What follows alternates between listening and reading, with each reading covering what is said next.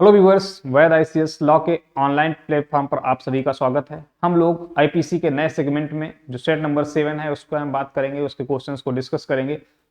चलिए चलते हैं हम लोग अपने क्वेश्चंस की ओर और हम अपने पहले क्वेश्चन की ओर चलते हैं। और पहला क्वेश्चन हम देखते हैं क्या है। Match list 1 with list 2 and choose the correct option. देखिए, केस लॉज हैं, दूसरी तरफ उससे रिलेटेड सेक्शंस हैं। कौन सा केस जो है किस सेक्शन से रिलेटेड है, यहाँ पर इस चीज को तो समझेंगे, इसके साथ साथ हम यहाँ पर ये समझेंगे कौन सा केस किस सेक्शन से रिलेटेड है। तो जब मेंस की हम आंसर राइटिंग कर रहे होंगे मेंस पेपर में, वहां पर भी हमारे ये केसेस जो हैं वो केसेस हमारे काम में आ सकते हैं। दोनों के पॉइंट ऑफ व्यू से आपका इंपॉर्टेंट है। जगेश्वर वर्सेज एम्परर, जगेश्वर का मामला किससे संबंधित है? महबूब शाह वर्सेज एम्परर पता है। स्टेट ऑफ यूपी वर्सेज पुस्सू, यहाँ पर कंफ्यूज नहीं होना। स्टेट ऑफ यूपी वर्सेज पुस्सू और स्टेट ऑफ पेप्सू दोनों अलग हैं, ठीक है। वो मतता से रिलेटेड है, इंटॉक्सिकेशन से रिलेटेड है state of PEPSU, DPP beard versus state of PEPSU करके। और ये जो है ये पुस्सू है। सी ऑफ आपका क्या है, क्वीन वर्सेस मुसम्मत अनोमा, ये किससे रिलेटेड है? तो देखिए, जगेश्वर वर्सेस जो एम्परर केस है, ये केस रिलेटेड है एक्सीडेंट से रिलेटेड है, मतलब सेक्शन 80 से रिलेटेड है आपका, ठीक है। इसके फैक्ट मैं अभी सभी के बता दूंगा आपको। महबूब शाह वर्सेस एम्परर का मामला किससे है? कॉमन इंटेंशन से रिलेटेड है। तीसरा आपका स्टेट ऑफ यूपी वर्सेस पुस्सू, ये जो है ये किससे रिलेटेड है? ये आपका रिलेटेड है सेक्शन 99 से रिलेटेड है। और आपका क्वीन वर्सेस मुसम्मत अनोमा जो है, ये अमोना, ये सेक्शन 83 से रिलेटेड है। जगेश्वर का जो केस है, जगेश्वर वर्सेस एम्परर का जो केस है, ये किससे रिलेटेड मैंने आपको बताया, सेक्शन 80 से। एक्सीडेंटली जो बात किया गया है, कोई काम जो एक्सीडेंटली हो जाए, इंटेंशनली ना किया जाए, तो उसमें प्राइवेट डिफेंस का, ये सारे सेक्शन किससे रिलेटेड हैं? प्राइवेट डिफेंस से रिलेटेड है। जो जनरल एक्सेप्शन का पार्ट है आईपीसी का, उससे रिलेटेड सेक्शंस हैं। तो क्या है कि इसमें जो दो लोगों के बीच में लड़ाई हो रही होती है, उसमें एक जो व्यक्ति है वो मुक्का मारता है सामने वाले महिला के ऊपर या सामने वाले व्यक्ति के ऊपर, और उसके हाथ में, उस महिला के हाथ में गोद में 2 महीने का उसका बच्चा होता है। तो क्या होता है, वो मुक्का, वो फीस्ट जो है उस महिला के न लग करके किसके लग जाता है? उस बच्चे के लग जाता है, और जिससे क्या होता है, उस बच्चे की डेथ हो जाती है। जबकि है क्या, जिसने उस मुक्का मारा वो उस बच्चे की डेथ कॉज करना नहीं चाहता था, उसकी इंटेंशन ऐसी नहीं थी। इसी बात का यहाँ पर क्या मिल जाता है, उसको बचाव मिल जाता है। और ऐसा कार्य कैसा, एक्सीडेंट से हुआ, एक्सीडेंटली हुआ, ये माना जाता है और इसमें इसको बचाव दे दिया जाता है। तो ये किससे रिलेटेड है? एक्सीडेंटली, सेक्शन 80 से रिलेटेड है। महबूब Shah versus emperor, Indus valley case या इंडस रिवर के केस के नाम से जाना जाता है। इसमें कॉमन इंटेंशन और सिमिलर इंटेंशन में डिफरेंस किया गया था, ये आप जानते हैं। तीसरा पुस्सू का राज है। इसमें क्या है, इसमें बताया गया है कि जो ये केस है, इसके जो फैक्ट हैं, इसमें बताया गया सेक्शन 99 जो है वो रिस्ट्रिक्शंस बताता है, कहाँ कहाँ पर रिस्ट्रिक्शन लगाए जाएंगे, जिसके आधार पर क्या है, प्राइवेट डिफेंस का बचाव आपको नहीं मिलेगा। उससे रिलेटेड केस है। क्वीन वर्सेस मुसम्मत अनोमा है, इसका 83 से। इसमें एक माइनर वाइफ होती है, अपने हस्बैंड पर जब वो उसका हस्बैंड सो रहा होता है, तो वो माइनर वाइफ क्या करती है, उस पर अटैक करती है, ठीक है, उसको अटैक करती है और उसके बाद क्या करती है, वहां से भाग जाती है। मतलब अपने सोते हुए पति के ऊपर अटैक करती है माइनर वाइफ और भाग जाती है। वाइफ कैसी है? माइनर है मतलब। और सेक्शन 83 में आ रहा है, और सेक्शन 83 किसकी बात करता है? डॉली कैपेक्स की बात करता है।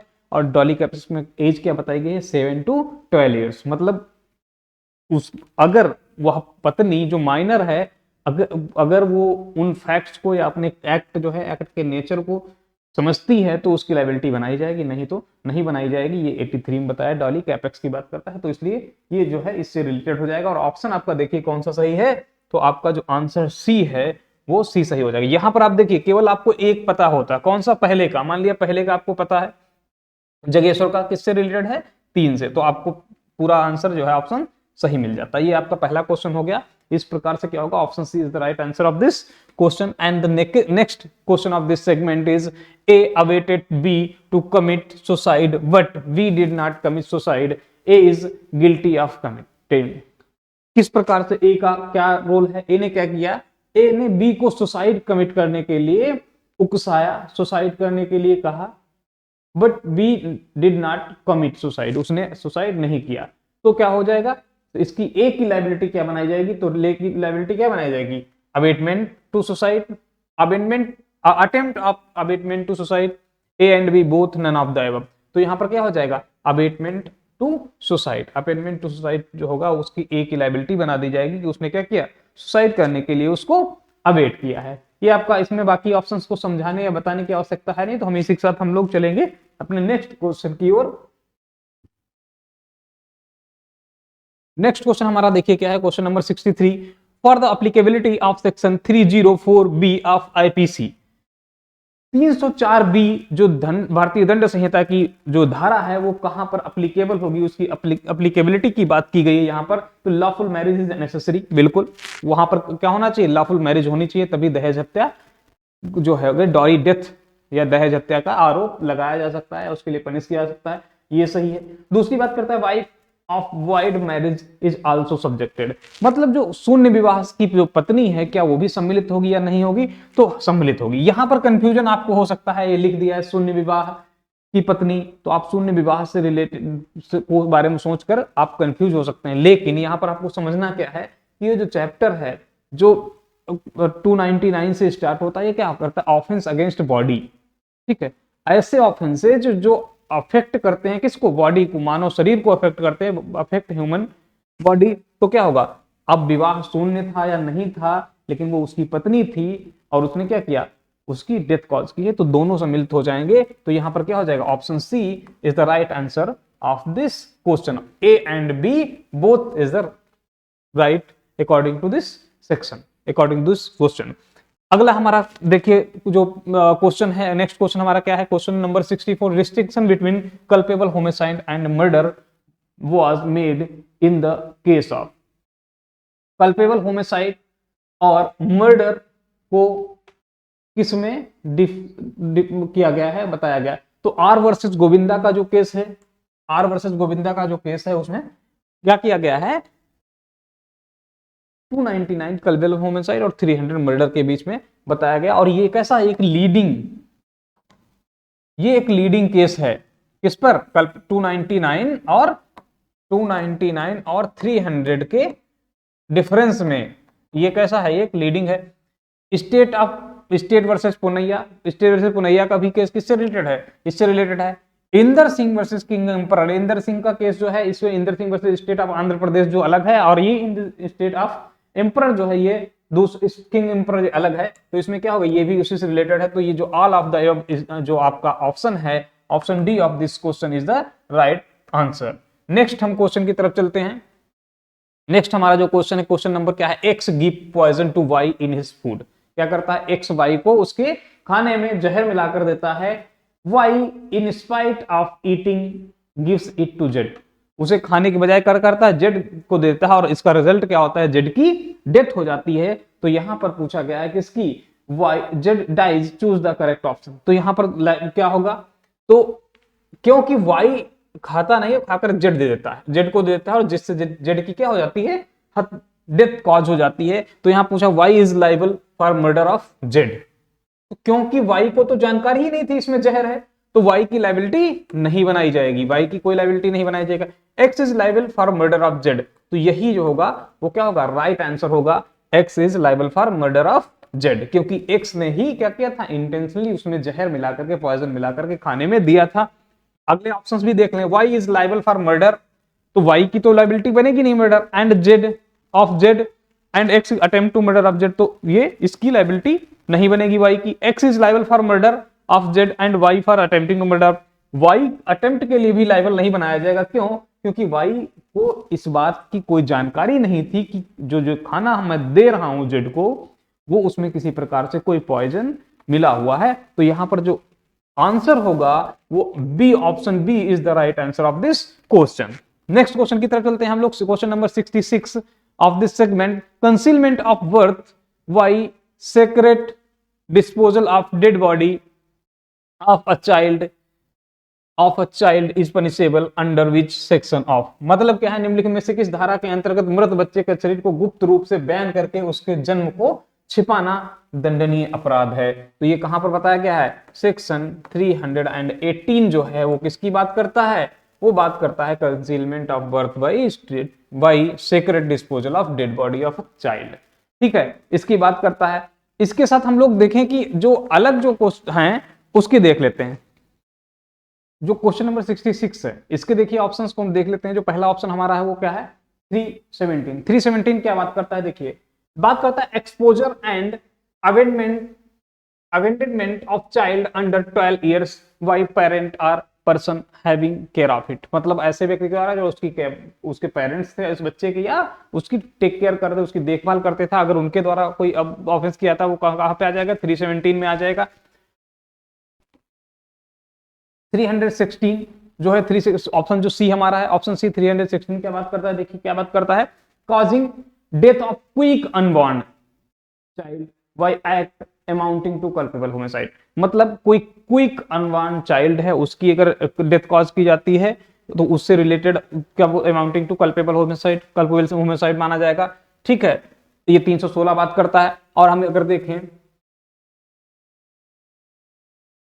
315 क्या बात करता है, act done with intent to prevent child being born alive और to cause it to die after birth, क्या काम करता है, कोई ऐसा कार्य इस इंटेंशन से, इस आशय से ऐसा कार्य किया जाता है कि उस जो बच्चा है जिसका जन्म होना है वो जन्म से पहले उसकी मृत्यु कॉज कर दी जाए या डेथ कॉज कर दी जाए, जन्म होने के तुरंत बाद उसकी डेथ कॉज कर दी जाए, और वो कहां पर पनिशेबल होगा, उसको कहां डिफाइन किया गया, 318 क्या बात करता है, concealment of birth bye secret disposal of dead body of a child, जो इसमें ऊपर बताया गया है ये 318 इसके बारे में बात करता है। तो हमारा ये क्वेश्चन हो गया। नेक्स्ट क्वेश्चन की तरफ हम चलते हैं और हमारा नेक्स्ट क्वेश्चन क्या बात करता है, ए प्लेसेस अ गनमैन, ठीक है, क्या है गनमैन एक में ही हो गया, ये गन अलग और मैन अलग होना चाहिए।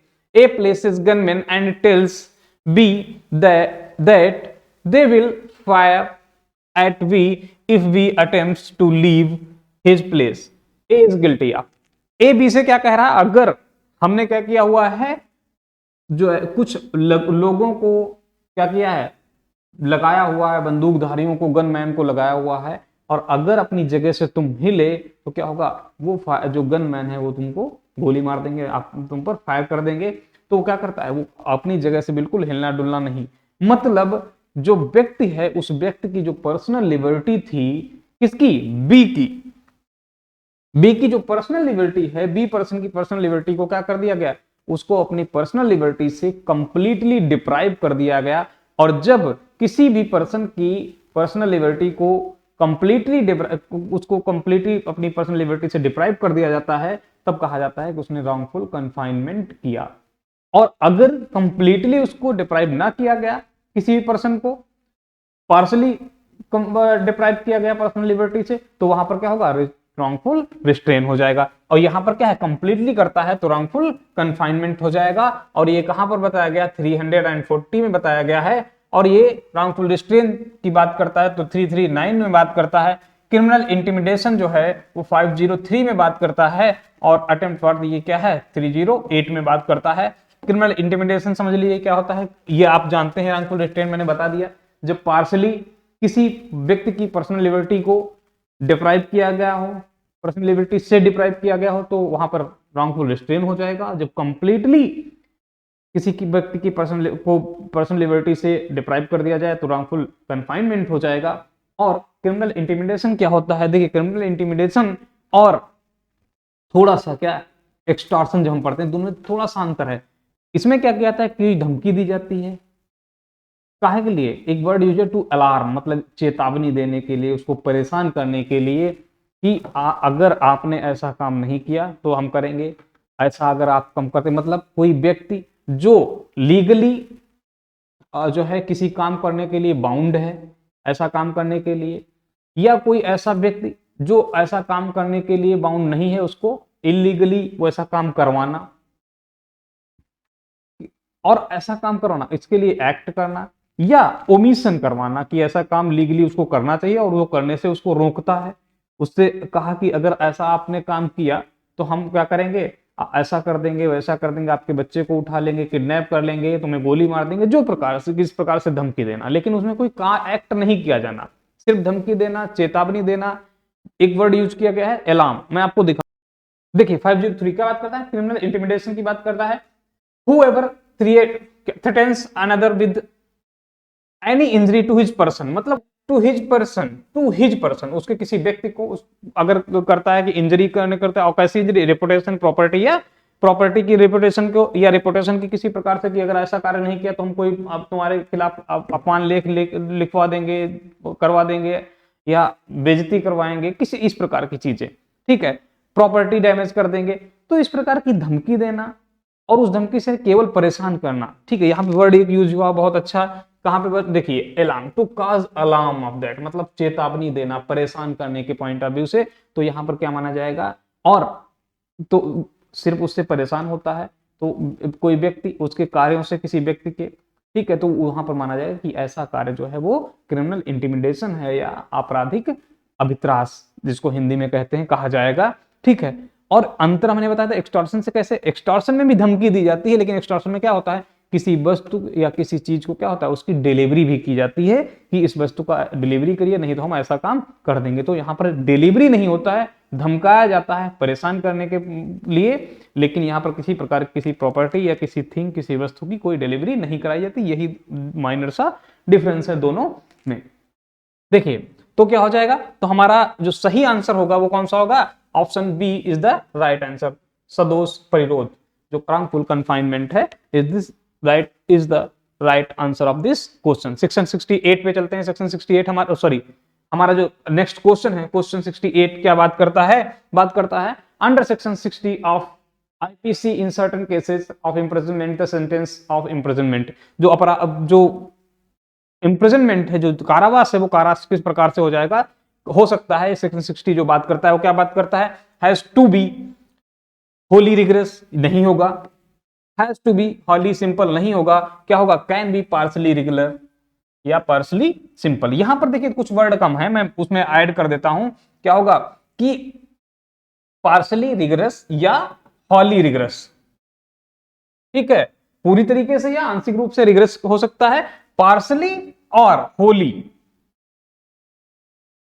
कैसा हो जाएगा, सिंपल, पूर्ण रूप से या आंशिक रूप से साधारण, दोनों में से किसी प्रकार से हो सकता है। और 67 जो सेक्शन 60 जो है आईपीसी का, वो इसी की बात करता है, मतलब option C is the right answer of this question. Next question की तरफ चलते हैं हम लोग, और हमारा नेक्स्ट क्वेश्चन जो है, and the second last question of this segment, which of the following sections of Indian Penal Code provides the punishment of violently throwing और अटेम्प्टिंग टू थ्रो एसिड। ये हमारा एसिड अटैक जो है, इसको बाद में इन सेक्शंस को जोड़ा गया है, और ये काफी प्री में क्वेश्चन इस प्रकार से पूछे जाते हैं। तो यहां पर देखिए, यहां थ्रो वर्ड यूज हुआ है, ये देखिए थ्रो जहां पर आ जाएगा तो वहां पर 326B हो जाएगा, और यहीं पर क्या हो जाएगा, यूज ऑफ, अगर यहीं पर वर्ड यूज हो जाए तो वहां पर क्या हो जाएगा, 326A हो जाएगा। दोनों में इतना ही अंतर है। तो यहां पर थ्रो है, फेंकने की बात की गई है, फेंक करके किसी पर उसको हार्म करना, पहुंचाना, क्या है, ग्रेवियसली हर्ट करना, तो यहां पर हो जाएगा सेक्शन 326B। ये इस क्वेश्चन का सही आंसर है। अगला देखिए क्या बात हमने बताया, अगर यहीं पर यूज होता किसी को ग्रीवियसली हर्ट करना, भाई यूज ऑफ एसिड, ठीक है भाई, यूज ऑफ एसिड, तो वहां पर 326A हो जाएगा। तो ये हो जाता है, इसमें ये बताया गया है, ठीक है। नेक्स्ट क्वेश्चन की तरफ हम चलते हैं, और इस क्वेश्चन का जो सही आंसर है वो क्या है, option C is the right answer of this question. Next question की तरफ चलते हैं हम। A interest his motorbike to B and B willfully suffer C to remove a whole wheel of motorbike। मतलब A जो है B को एक न्यस्त करता है अपनी मोटरसाइकिल को, और B क्या करता है कि C कहता है इसका पहिया निकाल लो, वो कहता निकाल लो B, जबकि A ने B को क्या किया, वो मोटरबाइक न्यस्त की थी, उसके पास रखी थी, इंटरेस्टेड की थी कि इसको रखो, मैं आऊंगा बाद में ले लूंगा। तो यहां पर जो B की लायबिलिटी है वो क्या होगी, B की लायबिलिटी को B is liable for the breach of trust, क्या होगा, B is liable for misappropriation, B is liable for theft, B commits no offence. No offence तो हो ही नहीं सकता, थेफ्ट होगा नहीं, ठीक है, क्योंकि नेस्ट की थी। तो नेस्ट जब करते हैं, ट्रस्ट इंटरेस्टेड वर्ड यूज हुआ है, तो हमें यही समझ में आना चाहिए क्या है, कि हो जाएगा ये B is liable for breach of trust. उसने कौन सा ऑफेंस किया, ब्रीच ऑफ ट्रस्ट का ऑप्शन किया, ऑफेंस किया। और इस प्रकार से हमारा ये इस सेगमेंट का लास्ट क्वेश्चन था, और इसी के साथ हम विदा लेते हैं आपसे। हम लोग मिलेंगे नेक्स्ट सेगमेंट में। आप लोग देखते रहिए, प्रिलिमिनरी की तैयारी करते रहिए। यहाँ पे जो आपको क्वेश्चंस मिलते हैं, जो एसेंशियल एलिमेंट्स में बताता हूँ किसी भी सेक्शन का, तो उनसे आपको मेंस आंसर राइटिंग में भी लाभ मिलेगा। So thank you so much viewers.